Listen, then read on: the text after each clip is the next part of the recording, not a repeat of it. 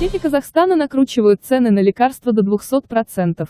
С таким заявлением выступил президент Объединения юридических лиц фарммединдустрии Казахстана Руслан Султанов. Отечественные фармпроизводители, естественно, поддерживают данный механизм. Мы понимаем, для чего это вводится. В первую очередь, чтобы был нормальный конкурентный рынок, без перегибов. Дело в том, что есть факты, когда недобросовестные аптеки либо дистрибьюторы накручивают от 100 до 200%.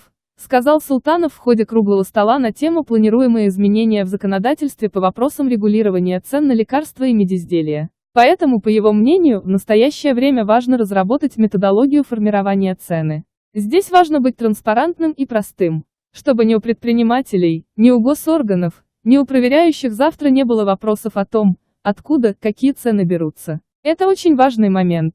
Здесь еще важен следующий блок. Мы понимаем, что сегодня и завтра регистрация будет осуществляться через Национальный центр экспертизы лекарственных средств и медицинских изделий. Здесь, конечно, большая работа стоит по выстраиванию технической работы, чтобы было минимум человеческого контакта, в идеале его вообще не должно быть. Бесперебойная работа, подготовленность персонала – это то, с чем мы сегодня сталкиваемся, заключил он.